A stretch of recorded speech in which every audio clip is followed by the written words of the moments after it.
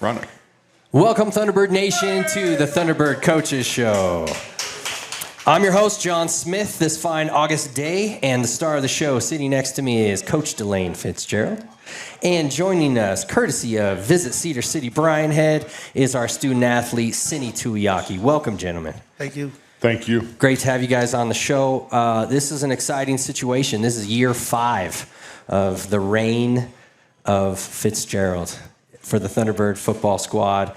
Time flies, man. We've been at it 5 years together. This is exciting times.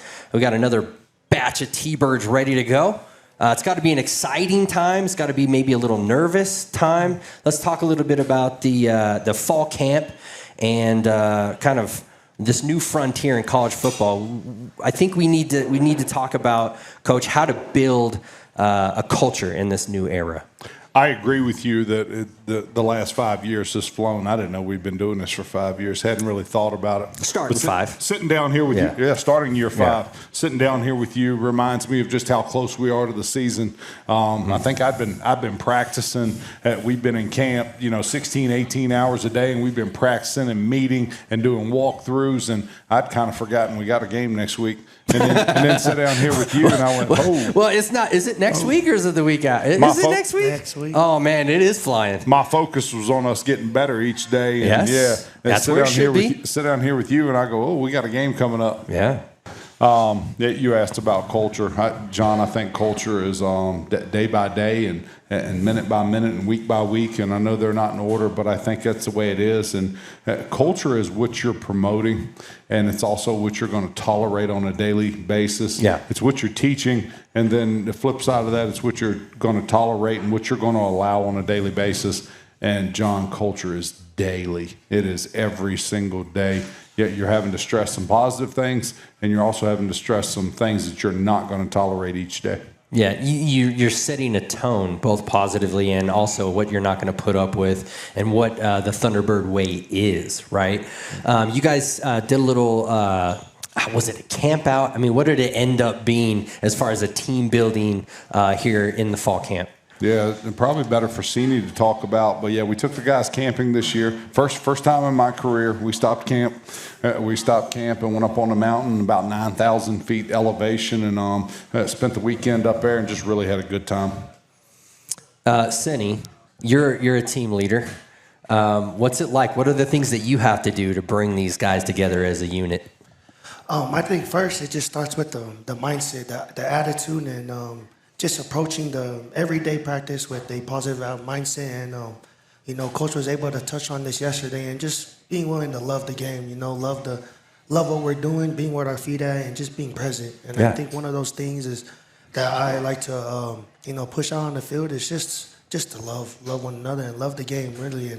And I feel like that's where we can become more intentional every day, and I can see that with our players for sure. Yeah, just observationally, I can see that going day after day after day against the offense and the defense can kind of become a grind, right? Yeah. And sometimes maybe you just feel a little like, oh, we got to do this again. Focusing back on that love of the game, focusing back on the fact that you guys get to play college football. That's not something a lot of people get to do. It's a privilege for you guys to get out there and do that. That's good to focus on the positives and the love of the game, so you can kind of get through the grind, right? Yeah, for sure.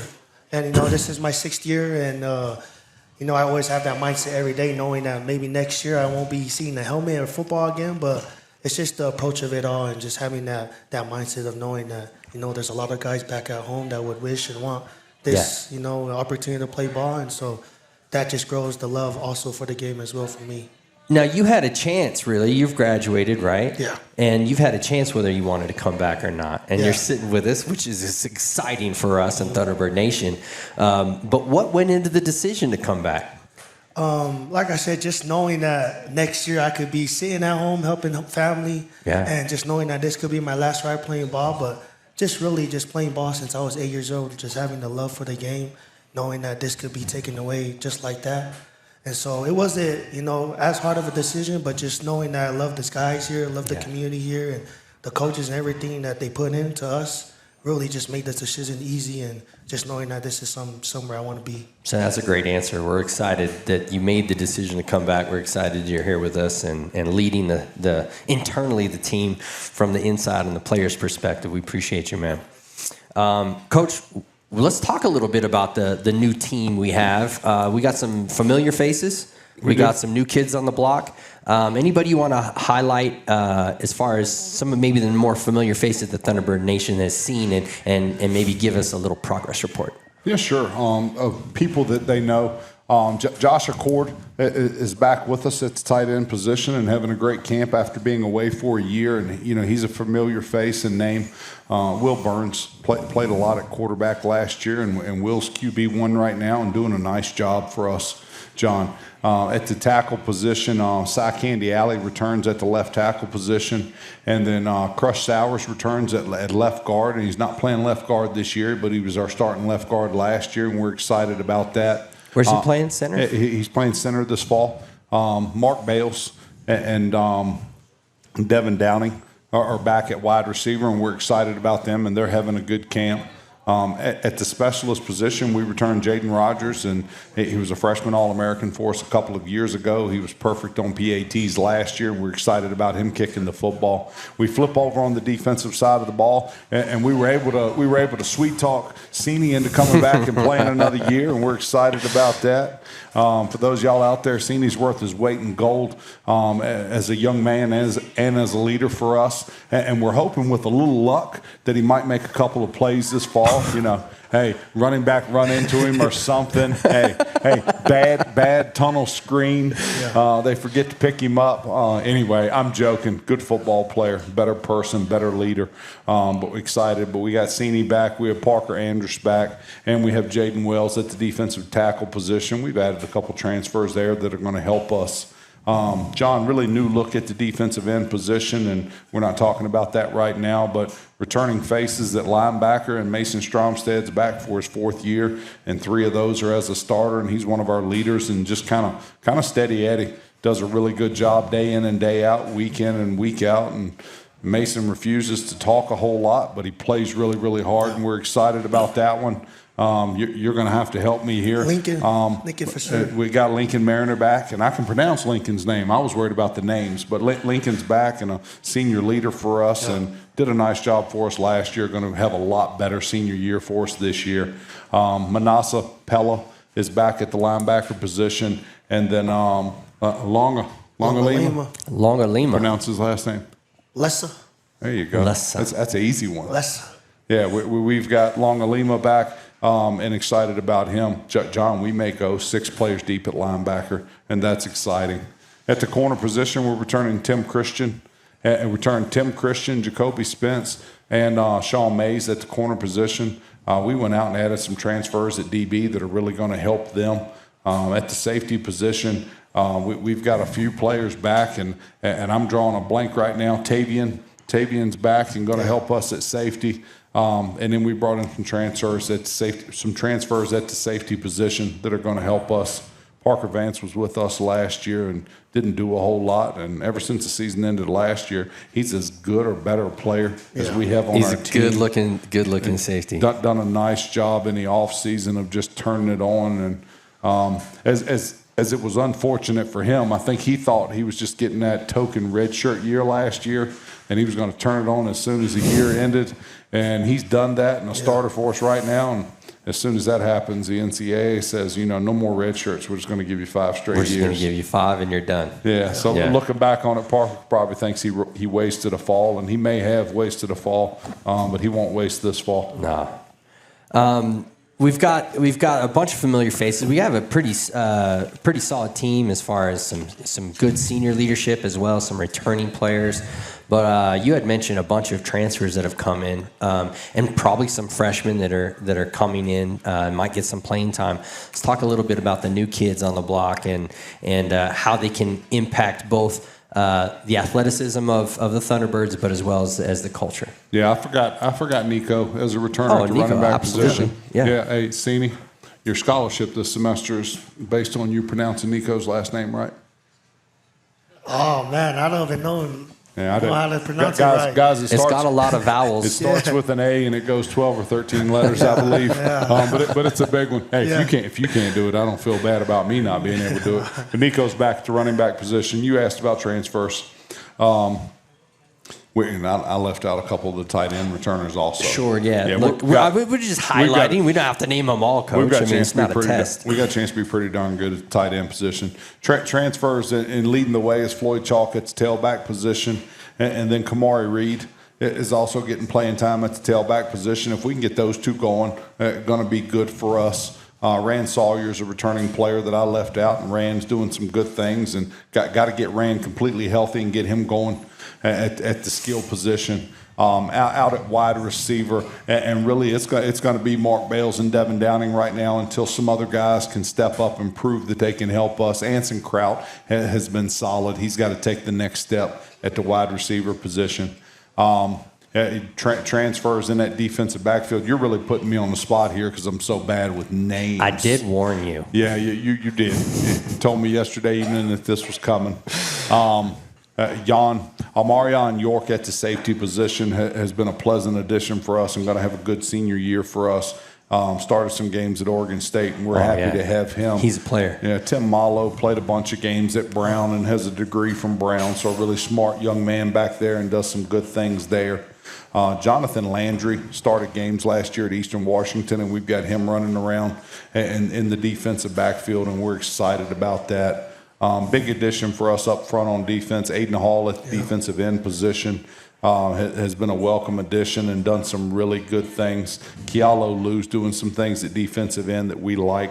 Colton Swanson has been a healthy addition at that defensive end position, and we like him.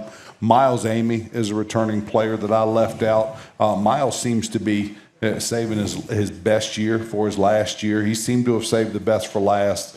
I don't remember seeing a lot of him on the field this morning flashing, but over camp he's done some good things for us, and we're excited there. John, we're a work in progress trying to get some of the transfers and the young guys up to speed on the offensive line, but we're going to get there. We talked about Josh Accord at the tight end position. He's got Hayden George back at the tight end position doing a nice job. We have Logan Dunfield at the tight end position, and Logan's as good a return missionary freshman as there is in the country. I was going to ask you if he was a freshman because he looks like an NFL vet with 3 kids. Yeah, he looks like an adult. Yeah, he's an adult. Yeah. He's a grown man. No doubt. But you turn on a high school film these days, and holy cow! Yeah, Logan was playing quarterback and wide receiver and tight end on his high school team, and then flipping over on the defensive side and playing defensive end, outside backer, inside backer, safety, sometimes all on the same series. But we're excited to have Logan playing tight end for us and going to be a good one down the road. Connor May returns, and we got to get more out of Connor from a speed and physicality standpoint. The same thing with Gabe Ashworth. Those 2 young men return for us, and we're excited about them. And then Casey James, right off of his church mission, has stepped in at tight end and has had some good days. Yeah, he had a really good day. Monday, was it? No, last week. Last week I was like, man, he just showed up and kind of took that position over for at least a practice. It was impressive. Yeah, we talked about the quarterback position, and Will Burns has kind of solidified that, and he's made tremendous strides since last season, learning the offense and playing at full speed and throwing the ball accurately and throwing it on time. He's done a nice job of all of that.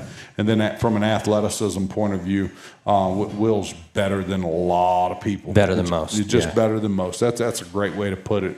Behind him, we've really been pleased so far with Jackson Stevens as a return missionary freshman and what he's done, his understanding of the game and his accuracy throwing the ball. John, but at the end of almost each day, you just look and he's thrown for 70%, 70%, 70%. Yeah. I'm a little curious to see how he'll do, when the rubber meets the road and people can hit him. But he's very accurate in practice. And then we're excited about Lee Norman Lester as a freshman, and you talk about athleticism. So maybe the second best athlete on offense to Will Burns is Lee Norman Lester. And anytime your quarterback is one of your more athletic players, well, it's a good and a bad thing. But we're excited about those young men. I don't know if I left out anything or not. Transfer long snapper Coy Mortensen. Coy's done a nice job for us, and then transfer punter holder Daniel Valencia, and Daniel's doing a nice job. And I know you've been at a couple practices. I like Daniel Valencia. Hey, if we can not have any shanks, because when he doesn't shank it, he's hitting it 55 yards a pop. Coach, it sounds different when it comes off his foot. It's just like, it's nice. And the golfers out there know what I'm talking about. You can hear it. It's like snap. Off it goes. Good spiral. He can hit a draw with the punt. It's nice. Anyway, I get excited about punting. I don't know why. It's maybe the most thing that's like golf, I guess. Or soccer. Yeah. Or soccer. But it's nice to have a kid that can help us flip field position and protect that. We haven't had anybody since Jake Girardi, so it'll be nice to get back to that. John, if he has a big year, and we think he's going to have a big 2 years for us kicking the football, and our defense is as improved as we think they are. So we're going to look a little different as a football program, but it gives us an opportunity every Saturday. Yeah, I mean, there's a lot of ways to win football games. It's not just one code, and it's nice to have defense, offense, and special teams clicking together. But if not, there's ways that you got to control clock, you got to control field position, all those kind of different things that we can do to just try to piece those puzzles together so we can get some dubs out there.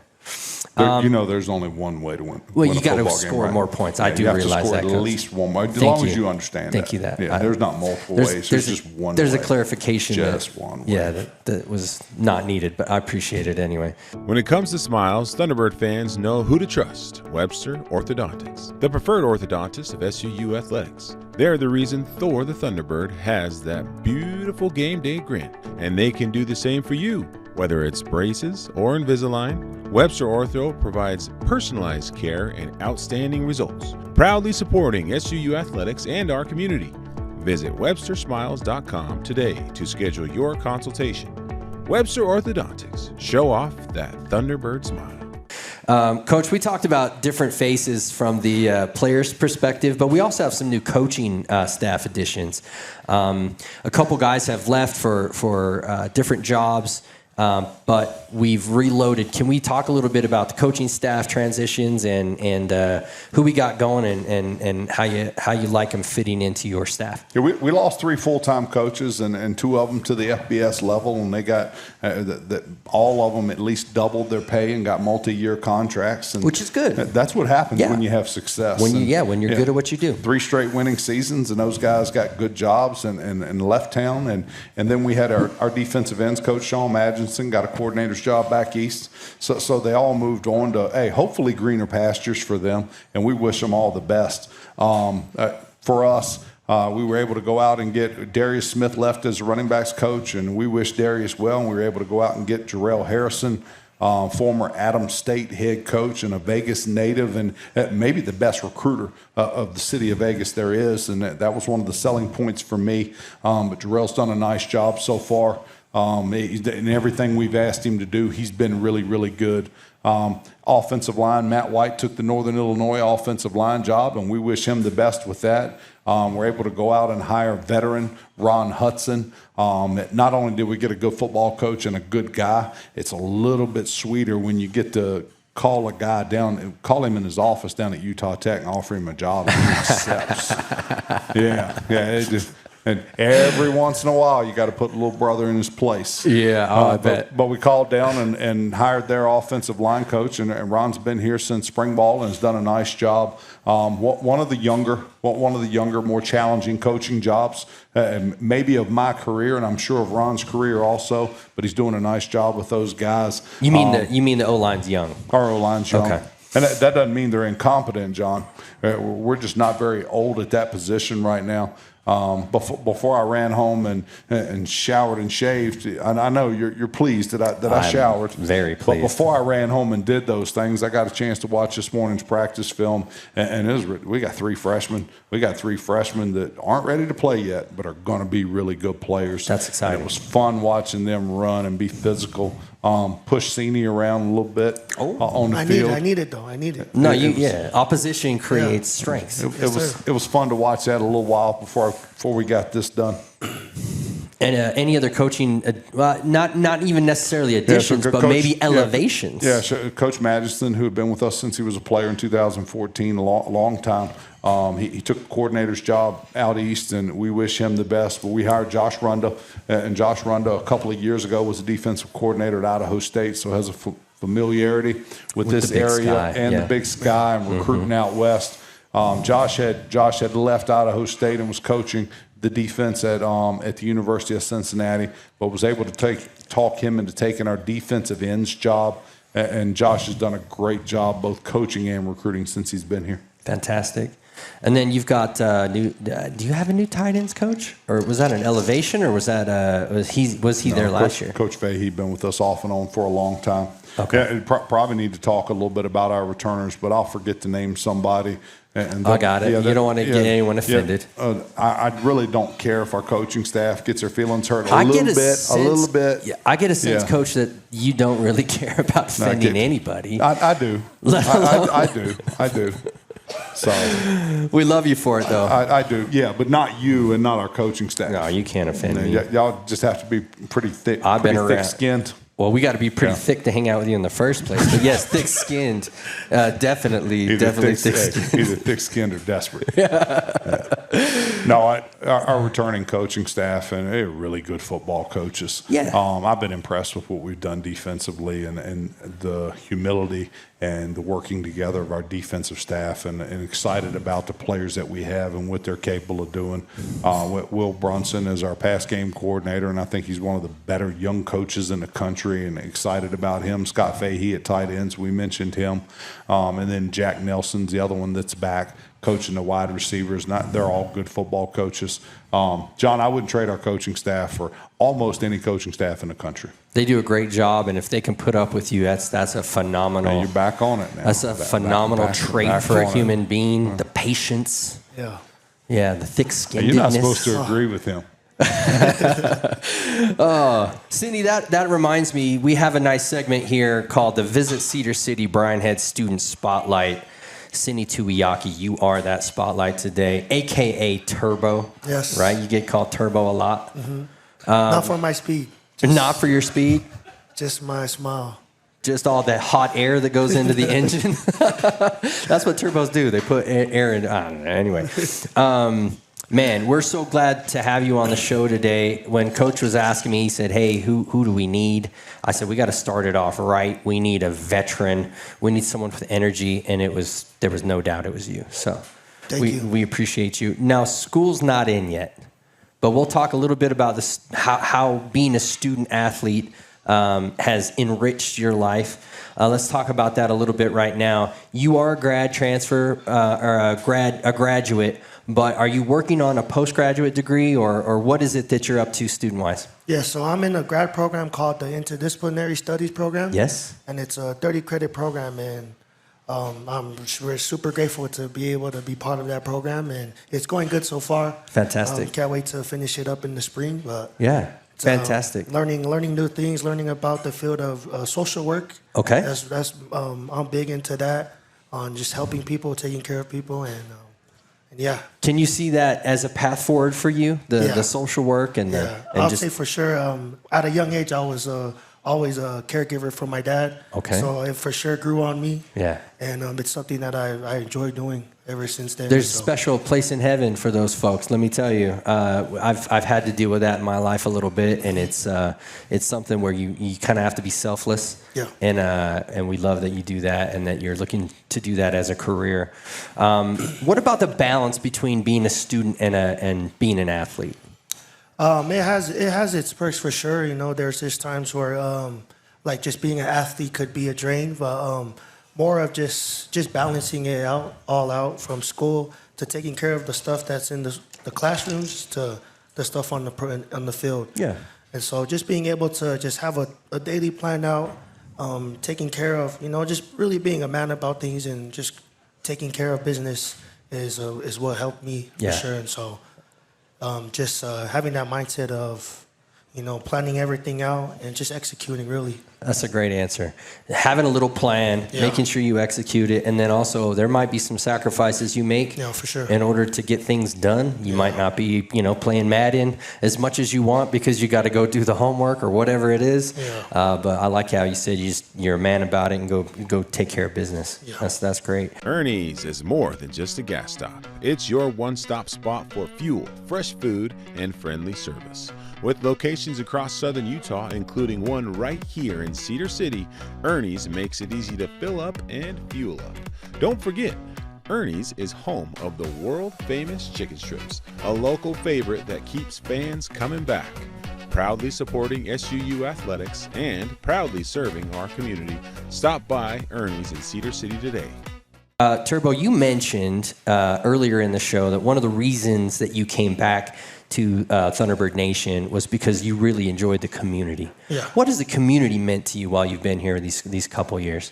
Just being able to interact with people here, especially my teammates, coaches, and just knowing that I was sent here for a reason from the man above, and just having that perspective of knowing that I'm here for a reason, and just being where my feet at, and just being grateful, and just being grateful for the little things on whoever I meet, and so really that just grew up on me, and like I said, it just made the decision easier to stay and just be part of this community and be part of this great program. Fantastic, man. Ladies and This gentlemen. may come off wrong, and if it comes off wrong, we just have to edit it. But when Seni says he's a man of faith, he is a man of faith, a great young man. He decides that we're going to do the 15-minute LDS prayer the other day. 15 minutes? With lightning striking in the parking lot beside the stadium. And as we all hit a knee and grab hands, I said, we're getting ready to find out if this is right or not. we're going to find out here very shortly if he approves or not. Am I wrong? Yeah. You were praying for protection and guidance. I'm look. It's lighting up. Mid-prayer, you just hear it. Oh. Boom. Hey, what do they say? When the saints meet, the heavens weep. Yeah. There you go. That's cool, man. Anyway, but yeah, I thought it was. We're going to test everybody's faith right now. Right there. Thunderbird Nation, this is a sample of the student athletes that we have here at SUU, as well as just the character and the passion and the love that these student athletes have for the game, for the community, for the coaches, and for the university. So thank you on behalf of Visit Cedar City, Brian Head. We appreciate you being here, man. Yes, sir. Okay.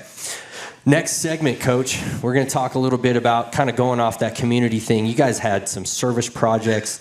Will you give us a rundown of what SUU football is doing in the community for the community? Yeah, we usually do about 3,000 hours of community service per year. And, John, obviously a lot more gets done in the spring and summer than in the fall. We're a little tied up sometimes in the fall and gone on weekends. But spring semester and summer semester, we do a lot of projects. Let's just talk about the recent stuff. We move everybody. If somebody's moving out of town, we grand pack them pianos. Up. Please don't ever ask for that one again. All right. For those y'all at home, when that $25,000 grand piano, when it gets dropped and hits the ground, it makes the most beautiful sound for about 35 minutes. I've never been so embarrassed. Those are heavy. Eric and Melissa, I'm very sorry that happened. I'm never going to live that one down. But I don't ever want to move a piano again either. They're heavy. We move people in town, move people out of town, do a lot of those. Just last week, we partnered with the Rotary Club, the Sheriff's Department, and did a Cedar City cleanup project where the players went through town with trash bags, and we picked up about 8 dump truck loads of trash in town, and we think our city's pretty clean, but a lot of trash was picked up, and then our players painted over all the graffiti in town. So any place where there was writing, we painted over it, and not only did they paint over it, John, but sometimes they just painted the entire wall, so it looked really good. Yeah. Nice and cohesive across the board. Yeah. We took an evening off we skipped a meeting, skipped a walkthrough, took an evening off, and done that for the city last week, and we're really happy to give back to a city that's given so much to us. Yeah. Speaking about that, my next question is kind of about the community and what the community can do to positively affect the football team and the student athletes. I mean, we're obviously the community shows up for us on game day. We have a great atmosphere, especially for the first half of the season. I don't know if it gets cold or what's going on, but we need a finish strong crowd. Make sure we're in those October, November games when it gets a little chilly. But how can the Cedar City community and the Southern Utah University community positively affect our football team? Yeah, do exactly what you said. Keep coming out. Come out when the weather changes. When the weather changes, it gets a little colder. First day of hunting season. Let's go hunting in the morning and do some football in the afternoon, et cetera, et cetera. But just finish strong with attendance, John. And then there's multiple ways that they can donate. There's multiple ways, and I know you can give some information on one of the ways, but there's multiple ways that the people out there can donate and help these young men. Yeah, absolutely. Some financial support, even just some showing up. When you see a student athlete at the grocery store or wherever, give the high five, give the great job. I see it all the time. It happens all the time. But it really makes them feel at home, makes them feel welcome to a community that might be a little different than the community they came from. A smile instead of a glare, or what is that called? A glare. A glare, yeah. Those are things that can go a long way, right? To make sure that the community is positively affecting the football team, and not just the football team, but all the student athletes here at SUU. One of the ways that they helped, we had the football golf tournament last Saturday. It was a phenomenal event. I believe the community came out in a massive way. We set all the records. We've had the golf tournament in various different kind of phases and different iterations of the golf tournament for many, many years. But this was, I think, by far the best attended. I think it was the best sponsored. And those monies go to help the university's football program directly, which was phenomenal. So shout out to Jordan Brown. He was the tournament coordinator, and he had a nice support system that really helped. Reggie Silva did a good job there, as did Anita Bunker, to make sure that thing went off without too many hitches, and was able to reach the goals that they set financially. So that's phenomenal. Thank you. You're leaving yourself out. You're leaving yourself out. John sitting here was a huge part of that, but Jordan Brown, Reggie Silva, Anita Bunker, you all did a nice job of getting the word out. But it was the most teams that the SUU football tournament has ever had. It was the most participants that they'd ever had, and then the most money that's ever been raised. So it was a hit. It was a good success. Yeah, because of a couple of conflicts, we had to have it in the middle of August this year, John. It'll go back to sometime in June or July next summer, so that we don't have to pause camp for it. But it was a really good day. They call it a Bluebird Day. The weather was perfect. The atmosphere was great, and I hope all those that attended and participated had a good time. I think we need to wrap the show. We're a little over time, but we got good stuff going. Are you not here. having fun? No, we got good stuff going on. John, are you not entertained? Are you not entertained? But we would be remiss if we didn't have the Pizza Hut Pizza My Heart question of the day. And that's really going to go on to our new situation in the conference. The question is, how does moving to the Big Sky Conference impact our team and Thunderbird Nation? Yeah, not as much as I think people think it does or people want it to.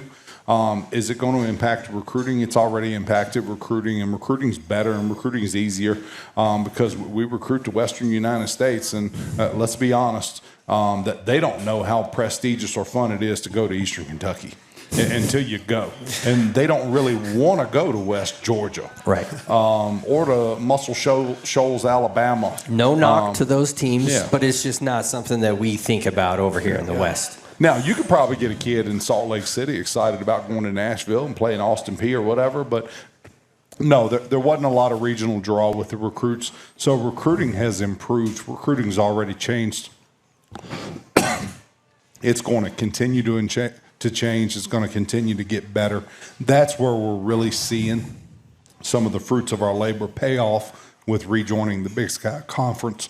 I got something hung in my neck. You need some water? Got some water for you. I think that's my throat, not my neck, too. Oh, yeah, it is. While you compose yourself, a couple things from a fan standpoint. We were in the Big Sky, and what you talked about, the regional nature of the recruiting cycles and the recruits. It's the regional. There's a lot of people that know people in Pocatello and Moscow and Flagstaff and all these places that we now and Ogden, Utah, et cetera. We now have the opportunity to travel from the fan perspective, and we're not going to Muscle Shoals, and we're not going to Tarleton, Texas. We're going to Ogden and Flagstaff and these places that we can go as fans to these away games and really enjoy those rivalries as they kind of reconnect that regional nature of the Big Sky Conference. So from a fan's perspective, I think it's huge. It's exciting to play Central Arkansas, but there's no real draw. We don't, we all know someone from Pocatello. And for me, it's opposite because I'm going to go places this fall that I've never been. Yeah, you're getting to go some places where you know some people and all that. I'm excited to get to go some places I haven't been yet. And then from a competitive standpoint, John, the Big Sky Conference is the best conference in the country, bar none. Absolutely. Tired of hearing about Missouri Valley. The national champion came out of our conference, and Montana might have been the second best team in the country last year. But going into the best FCS conference in the country excites me as a coach. Seni, is it exciting as a player? Have they been talking about the Big Sky from the player's perspective? Yes, super, super exciting. I'd say it's way more easier as if I was lifting 5 plates off my back knowing I'm going to play Weber than playing a team like West Georgia. Sure. And so it's way more exciting, and it makes the preparation as well way more exciting and more intense. Whenever we're on the field or off the field in the weight room, we just had that mindset of knowing who we're going to play in the Big Sky, and it just makes the preparation in a quick one for you. How many players do you know on Idaho State's roster? Man, I know probably about 20, 25. I know how many a lot do you of those know guys. on Weber? I know more, like probably 50 of them. And then probably 50 at Utah Tech? Yeah. Yeah, from that standpoint. That's what I was just going to say. It's exciting. I was just going to say regional. These are all kids you played up How many people in high school. How many people you know on North Alabama's roster? No one.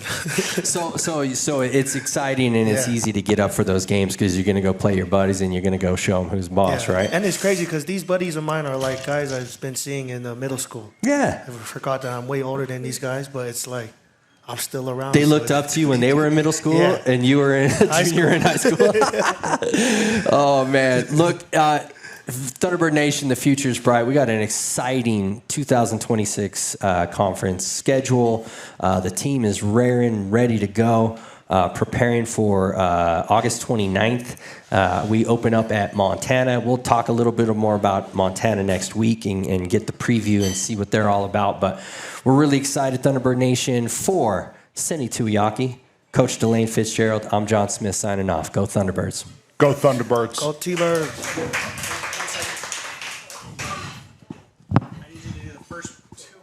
One more time, our sound is off, just the introduction. No, it's good because I wasn't very good at it anyway.